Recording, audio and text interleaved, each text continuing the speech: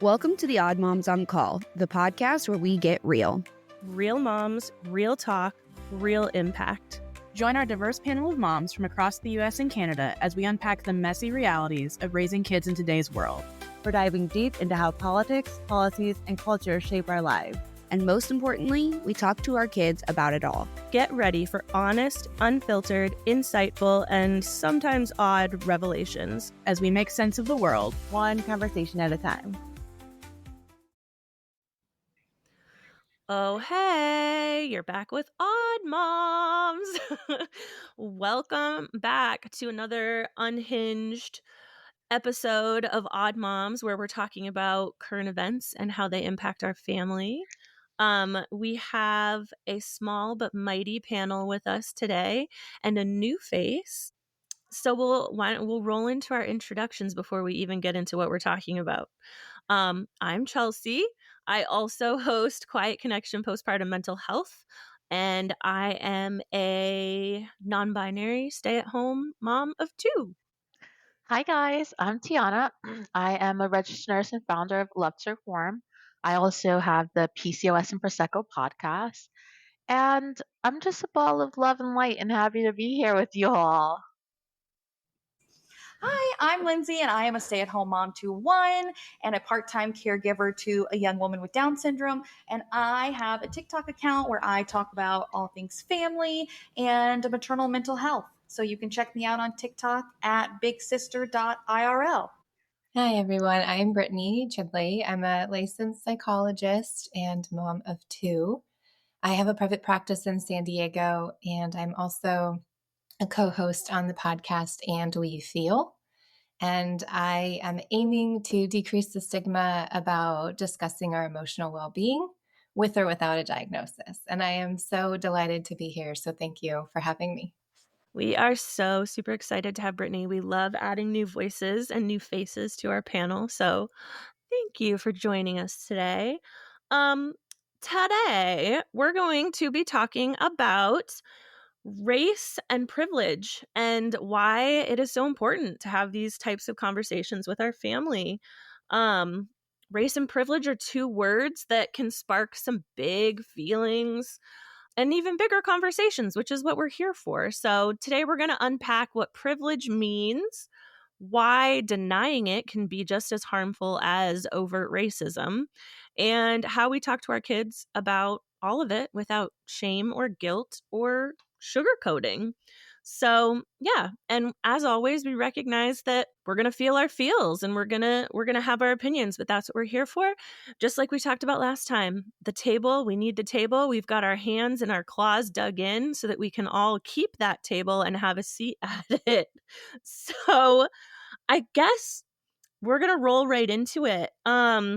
So I think we all have kids of varying ages and also like various neuro spicy / sparkly / all of the above. At what age has or even has race or privilege come up in your household? Is that a topic that has come up with your kids at all? So my kiddos, like I said, I have a 4-year-old and then I have a 13-year-old. So there's kind of a big space there. And with my 4-year-old, there haven't been as many instances. I will say we are from a very predominantly white community. So really, as her parent, it's been my job to introduce her to a variety of people. So I really try and bring those things into our house. We do live closer to the St. Louis area, so I do have some ability to go out and take her out to events where she can experience other cultures and things of that nature. So for us, we're kind of in that stage where she hasn't gone to school yet. She doesn't do a lot of activities. So we're kind of in that stage where I know she needs to see people outside of her home. I brought my book stack with me for when we get to that. I was a children's librarian previously, so I've got my mega book stack for us to remember what titles we can work with. But that's kind of where we started since she was a baby. I have a lot of like minded friends who would be wanting in on this conversation, and they were not quite mothers yet, but they knew that this was something that needs to be talked about. And a lot of these are gifts from them, so they all have sweet little messages in them. But we haven't had a ton of conversations with my 4-year-old yet, but I'm waiting to get there once we go to school. Let's see, who are your new classmates? When are those questions going to come up?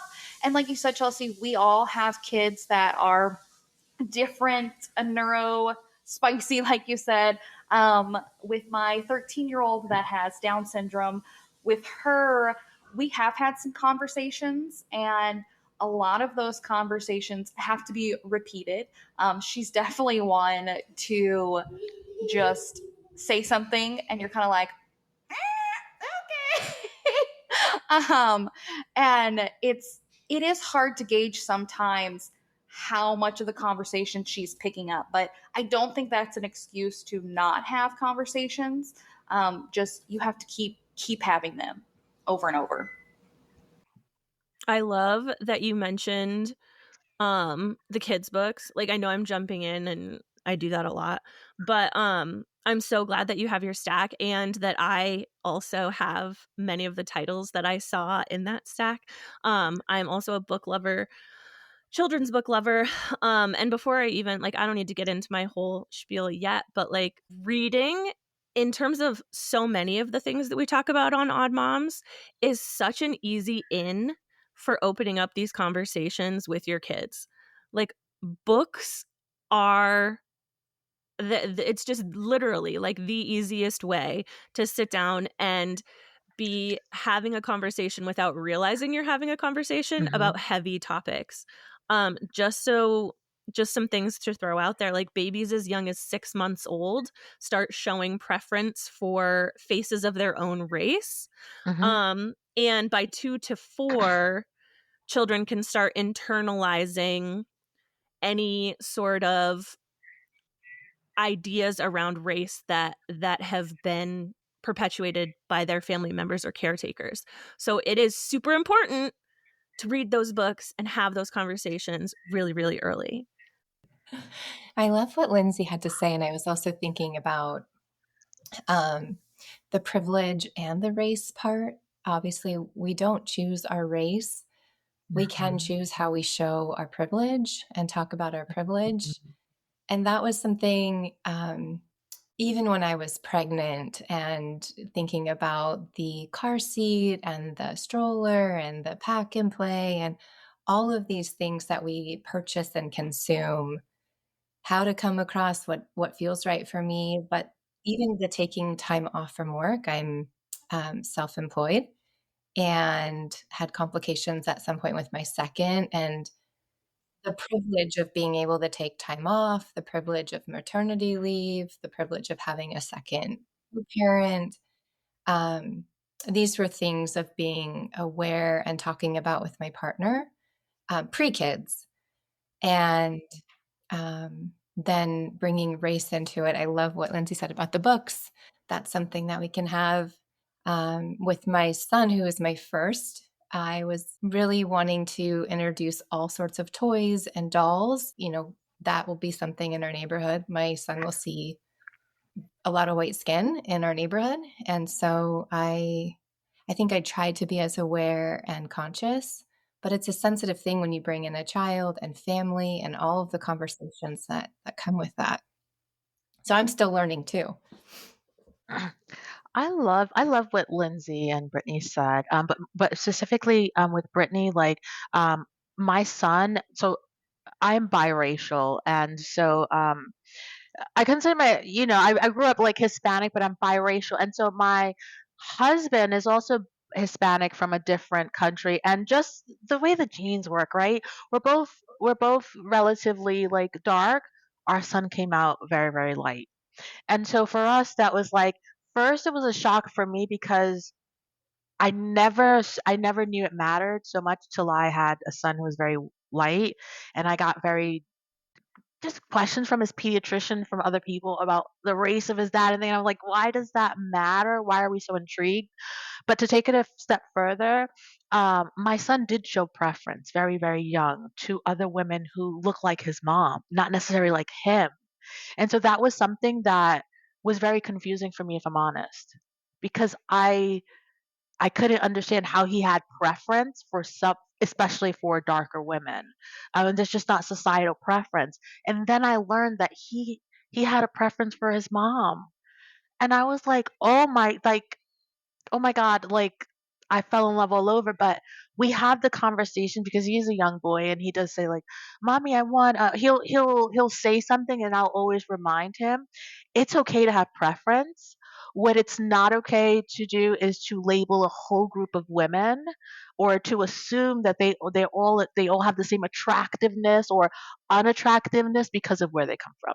Everyone, like, you can love strawberry ice cream. That's fine, but let it be because you love it and you genuinely like connect. So that's where we are, and it's a topic that I'm very sensitive on, um, because I myself don't know. I've never been here before, where I feel like it's kind of like reverse, and I myself don't. I want to do it in such a sensitive way, and he's still very young, but I already see with his young friends that there is a preference, and it's just something I never thought as a woman of color that I would have to experience with my kids. I just thought that honestly, like, it's a world that we have to adapt to. And so seeing that he's having trouble navigating that, or like, where am I, it's really interesting. And just hearing you all share your experiences, I'm like, okay, I'm gonna get the books. I'm gonna get some different, because before this conversation, it's never one that I had the pleasure of participating in. I think that's so interesting.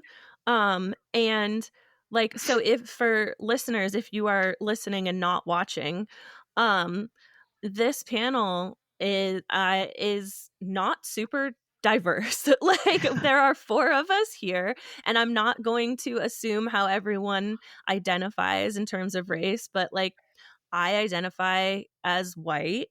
Everyone else can speak for themselves, but I was surprised, Tianna, because I honestly thought, I was like, oh, Tianna's going to have some great resources, and and that's an implicit, like, I don't think bias is the right word, but like expectation. Like, and I'm admitting that I came to the table thinking like, oh yeah, Tianna's going to have some drop some knowledge on us, and you may still, girl, like you you always do. But to sort of hear that that's not a conversation that you were initially prepared for, Mhm. it does surprise me. Like, I thought I was going to be probably the one with the least knowledge in this area. I live in Vermont. We are so white. We have very, very little diversity. We're often made fun of in different like media things because of how white we are. We're white and we're progressive, so we're all just apparently like pot smoking hippies up here. Oh, and we're all gay. But but I was like, okay, that's not a perspective that I have any sort of background in terms of experiencing racial bias, or I will say um privilege is something that I have thought about for a long time. And today we're talking about how race and privilege sort of are interwoven and interconnected. But privilege also goes beyond race too. There's privilege in terms of ableism, in terms, so like, if you have a disability, whether it be physical um Mhm. or a mental health struggle or a cognitive disability. There's privilege obviously in terms of race. There's privilege in terms of just where you were born. um and today we are going to focus on how race and privilege sort of intersect. But yeah, in talking about our personal experiences, the same kind of as Lindsey was saying, like, my daughters don't really know a lot of kids of other races. I think in my oldest daughter's preschool class, there was only one child of color. But because I worked in education prior, um, a lot of those books that Lindsey had, and I can't wait for her to share them later, I had on my shelves because I understood the importance of having representation. So both my kids have grown up with books that have characters from all over the world, all different skin colors, all different ethnicities. And then I have not had the privilege discussion yet, but we're like inching towards it. And it's odd the way that we're inching towards it. It's because of the state of our country right now. And so it's, for us, it's not necessarily a race thing. It is how the changes in our government and in the people in power, how they're impacting us and how we are at a disadvantage where we weren't before. Our circumstances have changed. And so my oldest is starting to ask questions like, well, why do we get help with this? Or like, why does this family get to do this and we don't get to do that? So we're kind of having conversations about like, well, because this is just our family works this way and other families work different ways. I'm starting to ramble, but I think it kind of weaves perfectly into our next segment if Lindsey wants to take it away. Yeah, let's take a look. So let's take a look here at, have you ever had a moment where you realized that your kid had a level of unearned advantage? Does anybody have something for that?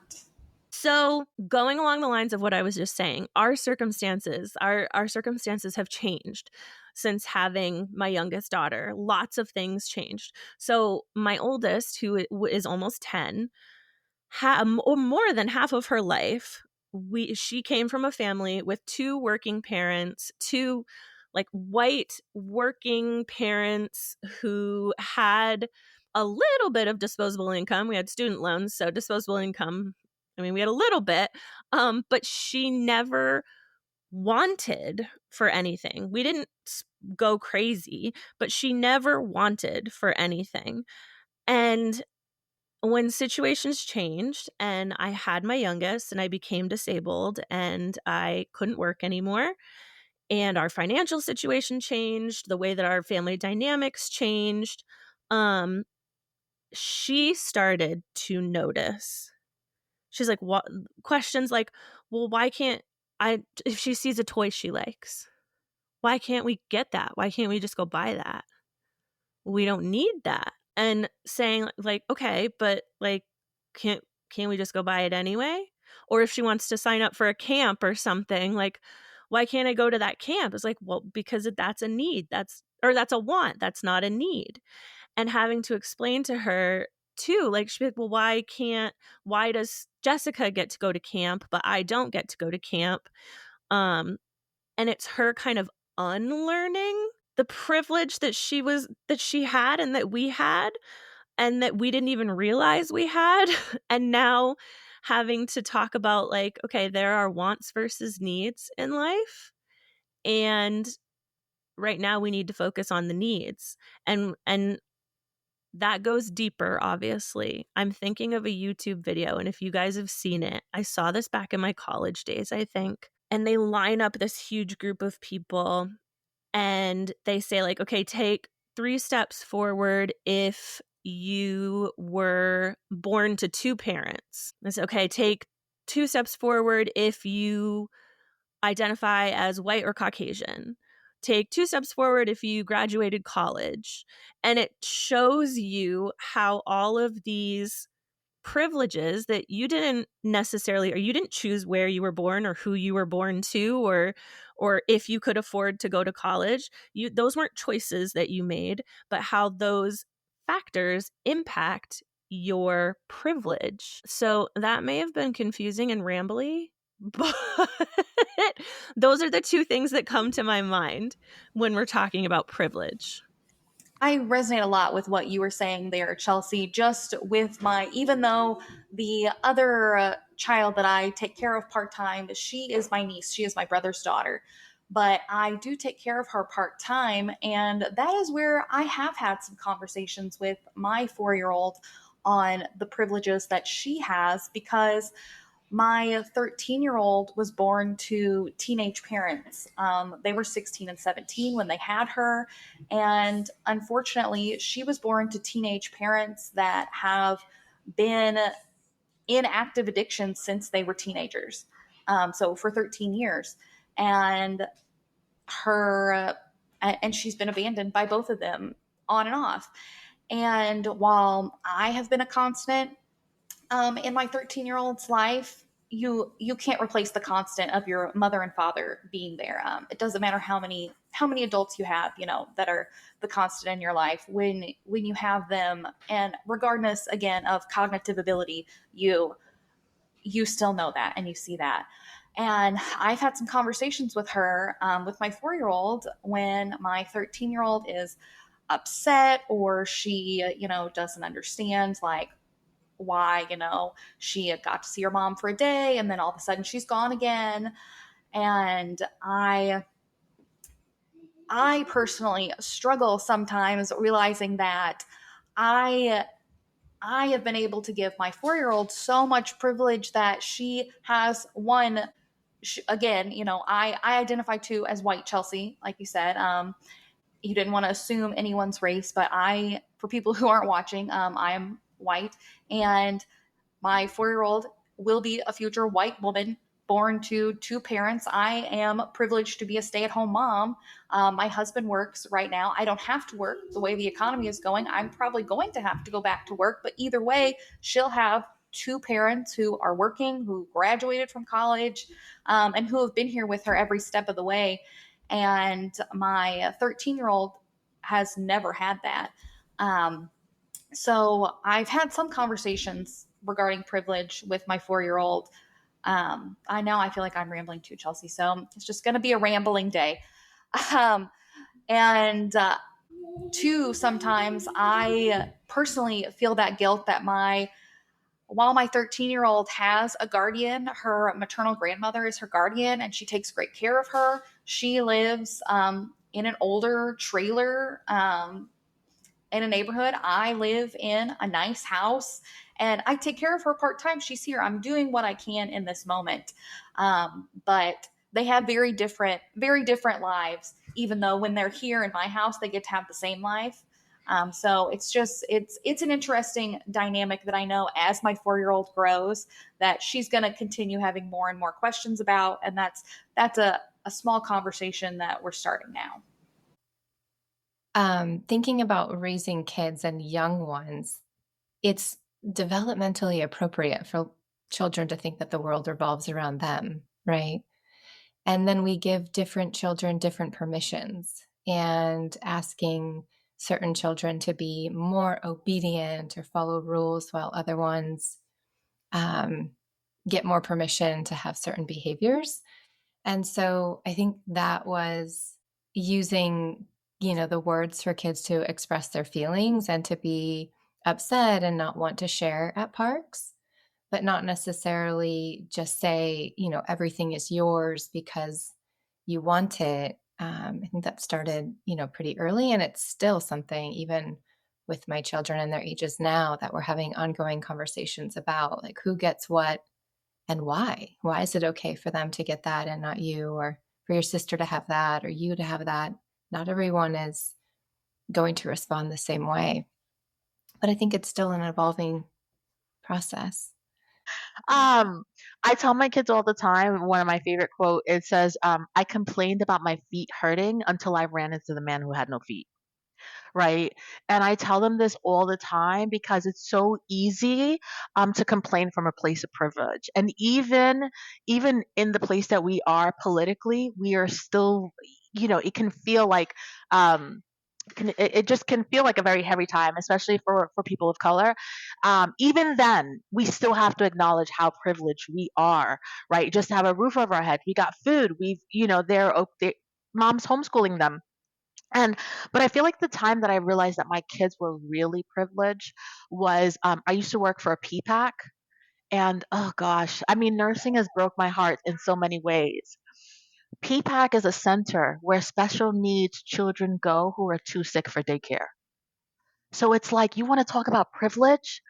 Let's talk about like all the moms who have sick children who require nursing around the clock, and they have to go back to work and leave those children in the care of a daycare with like, so I was a nursing instructor, nursing educator, and I took my group of students to this PPAC, and I saw a boy who was just like my son. He was very hyperactive, nonverbal, and they were having a lot of issues with him. And immediately I thought, I know what that is. This nutritional deficiencies. We got to work on his diet. We've got to, and then it hit me in what time when he's here 12 hours a day. When the bus picks him up at 5 a.m., he rides in the bus until 7, picking up everyone all around the city. He leaves here at 3. He's not home till 5. Like, mom has it up to here, and it was just like, I don't think before that it dawned on me like people, there's no like support, there's no like pillar for some people. And even in the times where I'm like, man, we've got it bad, like there's someone else who has it so much worse. And so I always encourage my son to see the world from that perspective. Like, you're never going to have everything that you want, but from the place of gratitude, you have to always understand that someone has less, always, right? And we just operate from that place of like, and we're very spiritual, and it's like, be grateful for the things that you prayed or manifest, or however you want to say it, that you have today, that you have now. Because so often it's so easy to like hit a goal and then you're like, okay, what's the next one? It's like, wait, we cried, like we just moved into our new place 3 months ago. We were hotel living, and this is true story. Like 3 months ago, we lost everything. We were hotel living, and I'm like, can we just, before we're like on to like the next, like, can we understand how privileged we are? There's so many people living in their cars right now, like, right? So I really think that the privilege is a lot in times a mindset thing, right? And you really have to take into account that no matter how bad it can always get worse. And that's what I try to lead with my kids with. There's a couple of things that you hit on, Tianna and Brittany, that stuck out to me. One of them is, I feel like it's a cultural thing for us too, to have that mentality of like, oh, well, it could always be worse. Like, it could always be. And I love the sentiment behind that. And I understand like what you're getting at with your son, but I also feel like at times that can be like really challenging, especially for kids, and for moms and parents in general, because you have to leave space to feel your feels, right? Like, there has to be a little bit of space sometimes to be like, this just fucking sucks. Like, this sucks. And that's okay too. But yes, I am kind of it's empathy. At the end of the day, what you're teaching is empathy. And it's understanding that people in the world are going through things that you don't understand. So yes, while something may be uncomfortable right now, or you're really upset that you couldn't get the new whatever Paw Patrol toy that you really wanted this morning, like, understand that there are families living in a hotel this weekend because they don't have a roof over their head. You can be disappointed, you can be sad. Paw Patrol is cool. I don't think I'm so sick of Paw Patrol, you guys. But like, you can be sad, you can be disappointed, but also realize what you do have, and things to keep in mind as we talk about this, and as we talk about, we're really leaning heavily into privilege here. Privilege, what it really means, is an unearned benefit. It is something that you have, or something, a circumstance. You didn't earn it, you didn't work for it, you just have it. You were born into it. And another thing that's important to talk to kids about when you're talking about privilege, and this is where my 9-year-old, like, the questions start coming, is it's not about being bad. it's not like there's not, like if you have more than someone else has, it doesn't make you bad. Because she would say like, well, I'm trying to think of a good example now. Of course, I can't come up with one. But she'd say like, oh, well, so-and-so couldn't have a birthday party, but I could have a birthday party, and that's not fair. And she's feeling down and bad about herself. And I'm like, no, it doesn't make you bad. It means that our situations are different. And it doesn't mean that so-and-so didn't have a great birthday, which Tianna just had a birthday. Happy birthday, Tianna.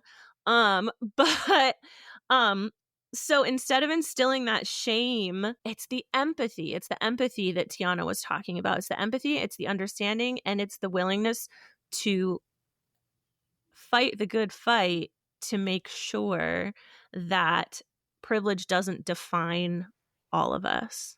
It goes back to equity when we were talking about equity a couple of episodes ago. And I just find it a little bit funny, Chelsea, that I was on a different boat. Like I was recording a different podcast from you. When you're like, you didn't work for, I'm like, that's what's the privilege I was talking about.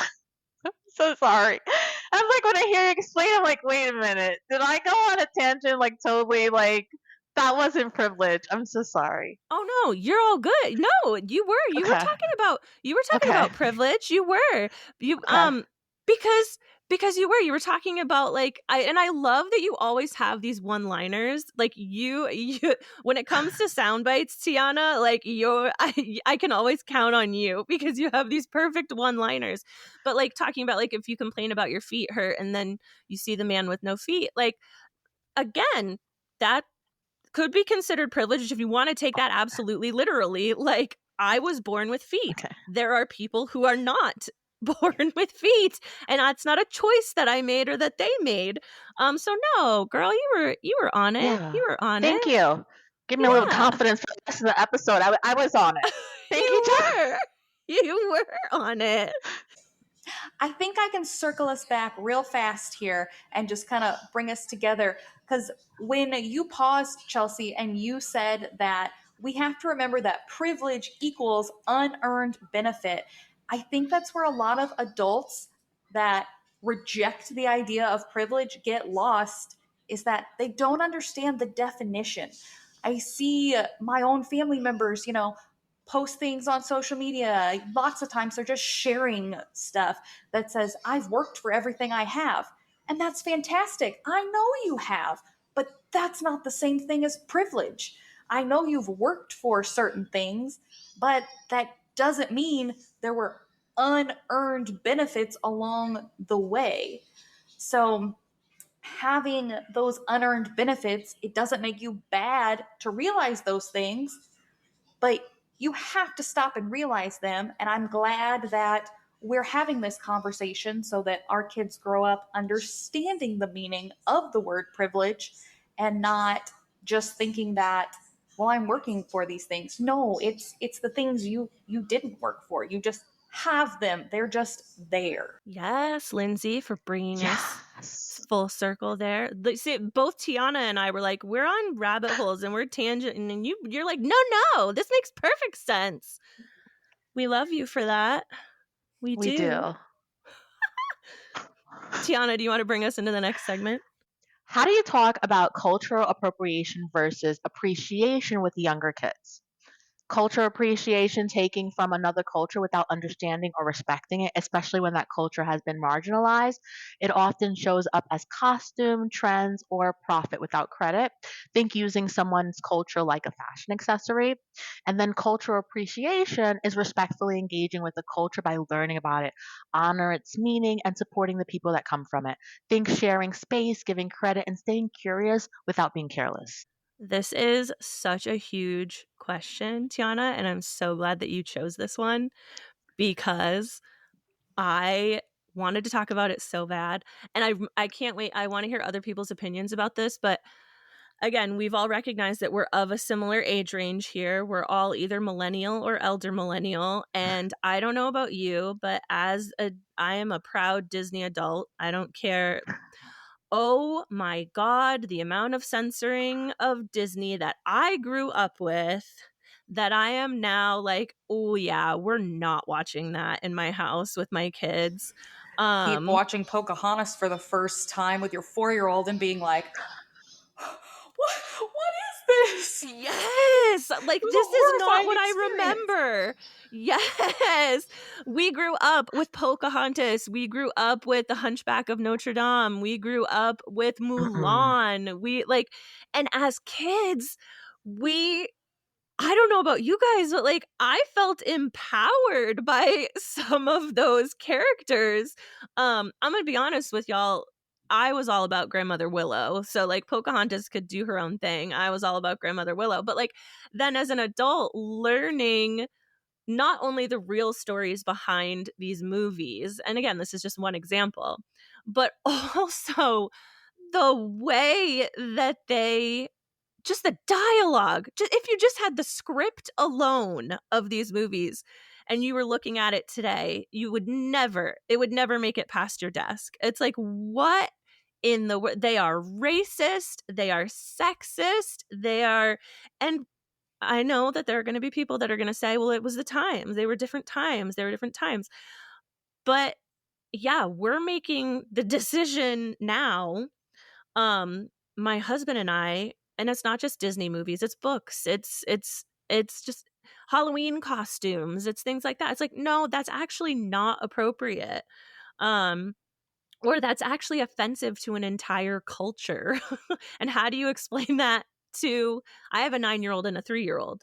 Luckily the 3-year-old isn't really there yet, but the 9-year-old having to be um like they're talking about I want to hear your guys' opinions about this too, but like when they don't celebrate Christopher Columbus Day at school anymore. In Vermont, we celebrate, well, at least in our school district, we celebrate Indigenous Peoples Day. Um and so having the language around that and not saying like the Indians and the Pilgrims and so yeah, like so big overarching Disney movies / holidays are where we see a lot of cultural appropriation and cultural appreciation and opportunities to talk about that. What about you guys? A lot of the same with you there, Chelsea.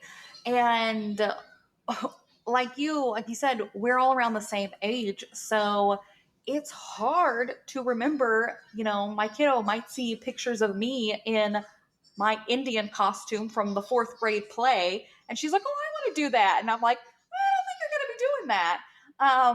And at the time when she's seen that, she's a little younger. So it's more just, things are a little bit different now. And that's just not a costume that is appropriate for you to wear. So that's just kind of where we stop the conversation then. So, but where I feel like I could go with it more now, and she's going to be entering school, is I can build on that. Like you said before, reading books. And I'm going to grab one of my books because something that my 4-year-old does mention is seeing other people's hair. And we have hair love. And sometimes she will see someone with hair unlike hers. We have fine, thin, straight hair. And she will see lots of curly hair and she'll be like, oh my gosh, well, can I do my hair like that? She's like, I want hair like that. And I'm like, well, one, honey, it's just not going to look like that. That is just never going to happen. So if she has questions like that, we have read this book. We love this book. And we talk about how, people are different. And it's okay to love that. It's okay to appreciate them. But you're not going to look like that. And we're also not going to try and look like that. We're not going to try to, be them, but we can really appreciate them. So that's just kind of the basic conversation at 4 that we've had about that. And with the help of Hair Love.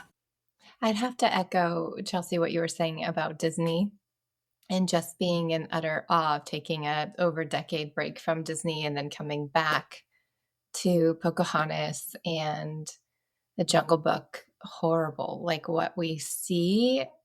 And now having conversations of maybe I needed to preview these Disney movies in advance so I was more prepared for the conversations with my kids. But it was, maybe a sign of growth, but also just why has it taken us so long?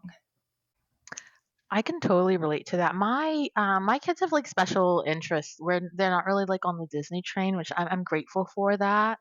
I did have that. I tried to watch a movie with my daughter, and I was like, "Oh wait, it was Shrek," and there was like some little jokes that I promise I had never heard before, and I was mortified. But the way that we try to show appropriation, we homeschool, so, I believe that food is love. I believe it's a universal language. And before I even did my coaching business, I was doing a chef's business because that's how I changed my son's life. It was through our nutrition. So the way that we try to appreciate other cultures is when we're learning about another culture, we try to emulate the foods that they make, right? We try to like we live in South Florida, so we have like a Mexican market, Brazilian market, Indian market, everything, and we really try to get into it. We try to go to the supermarket, pick out the ingredients, talk to the people. That's how we try to show a cultural appreciation. Now, like many others, like Lindsay said, in the past, I have worn especially Indian. I love the tikka. I love right and not completely understanding. But I think when I became a nurse, I kind of like shared that with my clients, like, you know, I really love a tikka, and they actually bought it for me, and then they were able to like educate me and taught and teach me about it. So I think that appropriation is like a fine line that you can, but I think that if you really have like genuine love and curiosity, and you do it from a place of like really wanting to understand and be a part of it, that the love is shared, right? Because I never have an issue.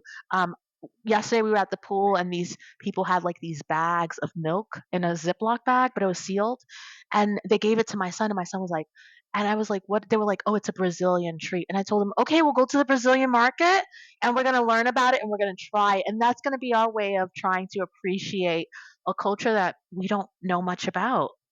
I love that so much, and it relates to what Lindsay was saying as well in terms of, like, you can appreciate like, your daughter appreciating different textures of hair and things like that, um, and I think just like you said, Tiana, like, food is Mhm. such a universal language, but so is hair, so is fashion, so is, just these things that may seem mundane are excellent ways to learn, and it's the curiosity, I think, that distinguishes between cultural appropriation and cultural appreciation.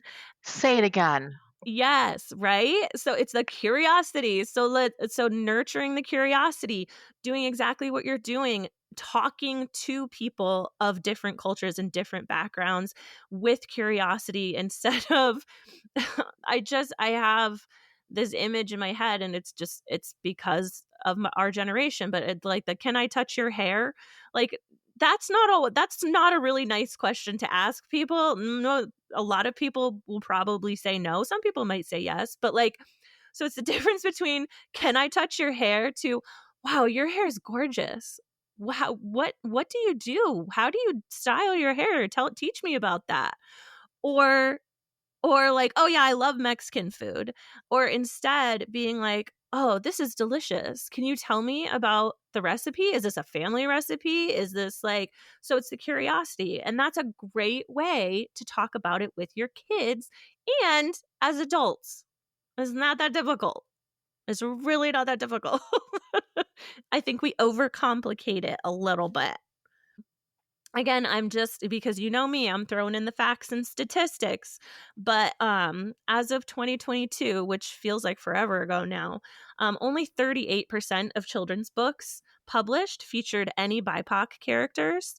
That percentage has not gone up much. It's getting a little better, but like Lindsay and I, like we have our proud stash of books. It shouldn't be our little stash. Like it should just be the norm. And yeah, you've got to look at toys, you've got to look at shows, you've got to look at books, and you got to think about what's missing. You got to think about what's being stereotyped, and you have to be really intentional with what you're presenting your kids with.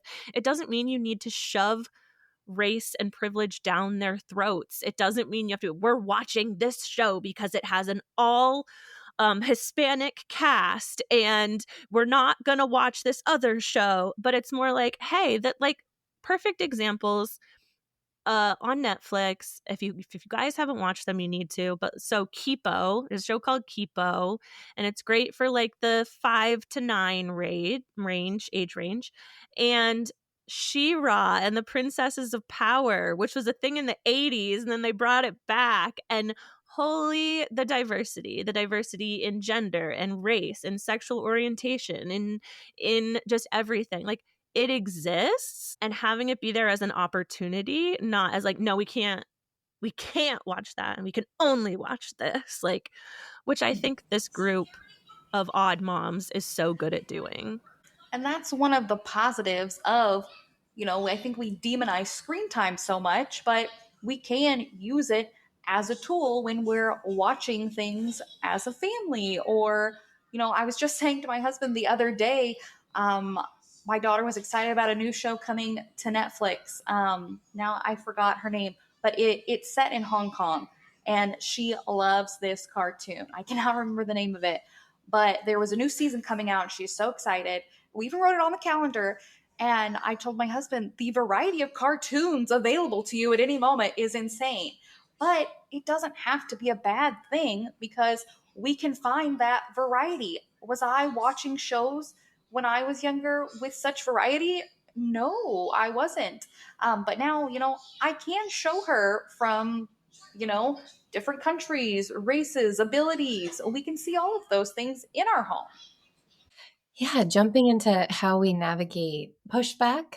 I'm curious that we're all parents, and I'm sure our kids, naturally their job is to push back. So how do we handle our kids pushing back or saying something that's racist or harmful or ableist? How do we as parents handle that?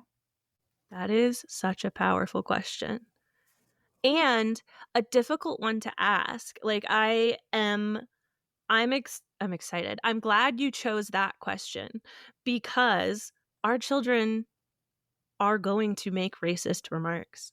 Our children are going to make ableist remarks, because they're curious and they don't understand, especially before a certain age. They don't understand that what they're saying is harmful to someone else. So I'm so glad that you asked that question, and I don't want to dominate. I'm not going to go first this time. I just wanted to say, like, yay, you picked that question. I will go first. So I think the biggest thing about responding is not immediately telling them, we absolutely, do not say that. Like, not just like you would approach anything that they do, not immediately shutting them down. Because, if you're immediately shutting them down, it's shutting down the opportunity to learn from it. And, that's with anything that they do. And I think being able to be aware yourself that what they've said is harmful is the first step. Second step, not getting overly responsive to it and leaving that room to have the conversation about it.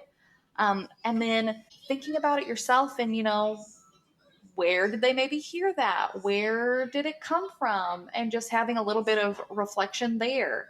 Have they heard you and maybe another adult making a joke you shouldn't have made? Because it happens. And stopping yourself and, realizing if you have been the bad influence. I'm sure that I have probably said something that I shouldn't have said. I mean, we're all human, and I, am not infallible. And I may have made a remark that I didn't realize at the time was something that was harmful. And you're always learning, you're always growing. You need to check yourself too in that. Luckily, with, like I said, having a 4-year-old, there hasn't been anything, that huge, other than, just maybe commenting on an appearance and having, a conversation around it. I have had my 13-year-old say that she didn't want a specific doll. There was a black Barbie, and she's like, I don't want that one. And I, just asked her, I was just like, why? And she just said, I don't like that one. And we just had a very basic conversation with her around what it was. specifically. And like I said, sometimes it is tougher, but I don't think it means just because she has different cognitive abilities that we don't have any discussion whatsoever. But I think we just have to be open to realizing that we're not infallible in being an impact on the things that they're saying, and then not having an aggressive response when they're making those mistakes. So we can learn together. I definitely want to piggyback on what Lindsay said because I totally agree, and I haven't had the experience yet. But when it does come, I think that I'm going to carry myself like Lindsay said, with a lot of curiosity, just to understand, because I think that our kids are sponges, and when you raise your kids, and we all know, like on this call, I know that you guys are like amazing people. You know that you have amazing children. You know they have amazing values, right? And so from that perspective, I would just get really curious, right? A lot of times they repeat things without understanding the intention or the emotional damage behind what they're saying, right? And I never want them to feel like mommy is not a safe place, right? I want my kids to know if you did something, mommy's coming to like hide the body with you. Let me, just kidding, maybe not. But you know what I'm saying? But like I want to have that relationship with them where even in their wrongdoing, even if you stand by it wholeheartedly, explain it to me like I'm 3 years old. Explain to me where you came with that belief, what evidence in your life has justified that, so that I can understand how you came to that conclusion. Because there might be some times where I'm like, you know what, I don't completely agree, but I can see where you're getting to that conclusion, so let's discuss it.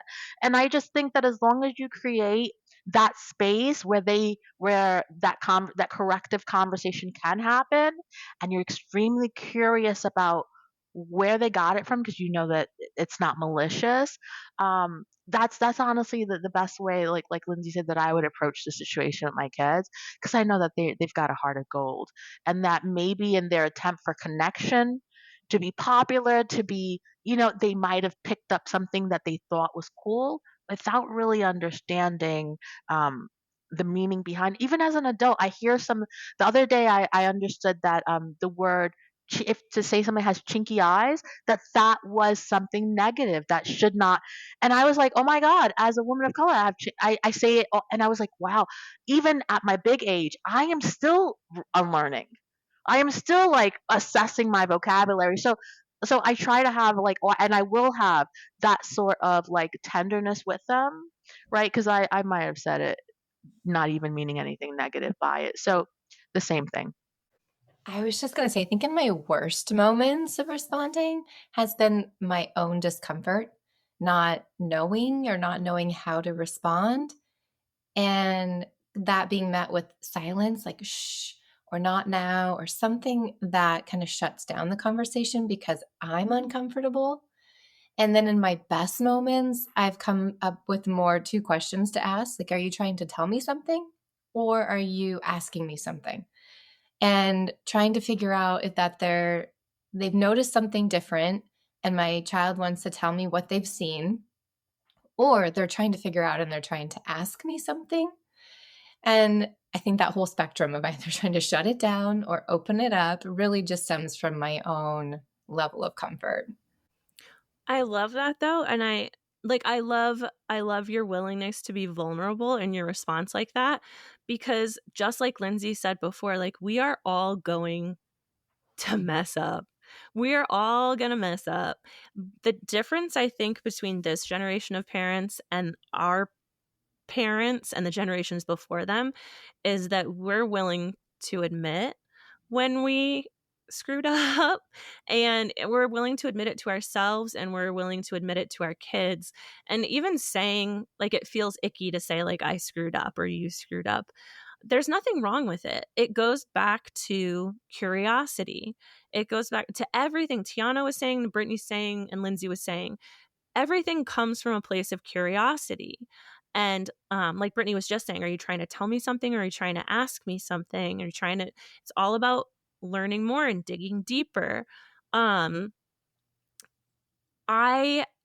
only place that I've faced this sort of situation is more from an ableist perspective and less about race. because our kid, just because of our family dynamics and just, I don't know, the way we are, like our bookshelves have always been filled with diverse books, and our toys have always had um diverse cultures. Like all of my daughter's Barbies are from all over the world. And that wasn't necessarily intentional. It just happened that way. We liked their outfits, or we let whatever, you know what I mean? We followed the joy. So instead of a race perspective, I will have, like when my daughter was younger, my oldest daughter was younger, she would comment on people's bodies. And it was from a place of curiosity. It was, and she'd use the word fat. Like, why are they so fat? And fat wasn't a bad word to her. And I'm working on learning that fat is not a bad word. It's not. It's a thing you have, like fingernails. You're not a fingernail, but you have fingernails. Like a person is not, you have fat, and that's not a bad thing. So we talk about that. We talk about, like, well, commenting on somebody's body or commenting on a part of someone that they don't have any control over or can't change in the next 30 seconds isn't something that needs to be mentioned. Because it can be harmful. Not silencing you. If you're curious, talk to me about it. Like, you don't have to, if you're curious, come and talk to me about it. Don't walk up to someone and say, why are you fat? Which I know all of our toddlers at one point has said something just like that. But so we have the conversation really about, and it goes back to race. It goes back to ability and disability and privilege. If it's not something that a person can change in 30 seconds, it's not something that we're going to be drawing attention to. And if you want to know more about it, ask me, and then we'll approach it together. My youngest, or my oldest, has been in therapy since she was 4. And one day we were in the waiting room and another child came in, and this child was very severely physically disabled, but not cognitively at all. So he had a super cool tricked out wheelchair. It was amazing. As a special educator, I was like, dude, where did you get that? And how can I get that for some of my students? But that's just where my mind was at. And my daughter looked at me and said, why is he in the wheelchair? And I said, I'm going to help us answer that question. And I looked at this child's mom and I just said, hey, my daughter's curious to get to know your son. Is that okay? And it opened the door. Like, they just started, she's like, hey, I really like your wheelchair. You've got, I think at the time it was like Spider-Man. She's like, you've got Spider-Man on your wheelchair? And he was like, yeah. And then that opened a whole conversation. So yeah, that is obviously like, I picked like the best example out of all of anything that I could think of. But curiosity is what to follow. And understanding that most of the time when our kids talk about these things, it's not coming from a place of malice or of trying to harm someone else. It's coming from a place of curiosity. We are approaching that time. We're approaching that time where first we get fired up and then we have to simmer down. But it is time for our hot take of the whatever. I was going to say week, but we're not weekly. We're whenever. And Lindsey has become our hot take hot mama. So Lindsey, I'm turning it over to you. All right, are you ready? This is our hot take for today's episode. Saying privilege isn't real doesn't make you neutral. It makes you complicit. So, what are your thoughts on that statement? I feel like Chelsea's going to say I'm coming with the one-liner, but I just can't help it. They like bubble up, right? I think of the poem when it says, I didn't stand up. When they talk about First they came for yes. I knew you were going to but get I me. can't remember the words, but yes. I didn't stand. When they came for me, there was no one left to stand up, right? And I feel like that is so. It's like it's overly important in this climate, in this time. You know, we have to be so cognizant of understanding that until everyone experiences the same level of privilege and freedom, that we are all complicit. And I think that that's like really powerful. And it can also be a little triggering to come to terms with that, right? That we all on some level have some piece of complacency for a world where everyone doesn't have access to clean drinking water and shelter and things of that sort, right? So that's my stand. I would add to the quote, saying privilege isn't real doesn't make you neutral. It makes you enabling in a way that it just perpetuates the denial and the dismissiveness for one's own comfort. Yeah, I love, and to bring it back to comfort, I think that there is a degree of uncomfortability, and we as parents and as people and as humans need to get comfortable with being uncomfortable, because if we can't do that, nothing's going to change. I get hot about this topic a lot. So the hot take, it fires me up. I had a whole conversation with my husband, who is so well-meaning and probably one of the kindest white cis het males you'll ever meet in your entire life. Like, he understands his privilege and he understands that, but he to a degree, how do I word this delicately? There were things happening around him in his life, and things that were being said, and stereotypes that were being perpetuated, not by him, but by the people around him. And he didn't feel comfortable saying something. And I've never been the person that was uncomfortable saying something. My husband will tell you there's a dragon side to me, and then there's the normal side to me. And when I like feel injustice, the dragon comes out. So, and that's not always to my benefit, but so my instinct is always to ask questions and, if possible, educate. And so I'm talking to him and I'm like, well, what did you say? Like, people talking, some examples are like people being like, oh, well, teachers have it so easy. They have summers off and they have vacations, and they shouldn't, I don't know why they're complaining and why they feel like they need to be paid more and blah, blah, blah. And I said, well, what did you say? I mean, I was an educator for 10 years. I was like, what did you say? He's like, well, I didn't say anything. I didn't want to cause an issue. I was like, okay, you're allowing that rhetoric to continue. And even more recently, when he hears people talking about immigrants, and he hears people talking about people saying like, well, they're taking our Social Security. And when I say things like that, I think back to the meme of like, they're eating the dogs, they're eating the cats. Like, but right, like spreading misinformation like that. And again, I said, what did you say? What did you say?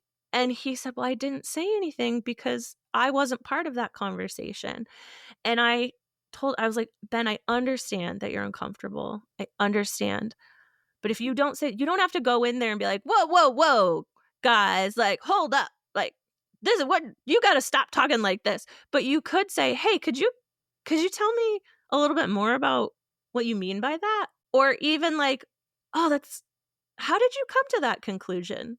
Usually when you get people to think a little bit deeper, what comes out is, I don't actually know what I'm talking about. Or it's a bias that they grew up with.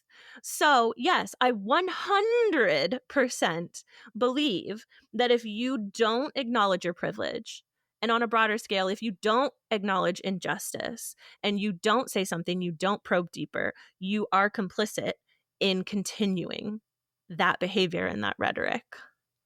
I got fiery, you guys. That was the dragon. Okay, it's my We turn. love the dragon.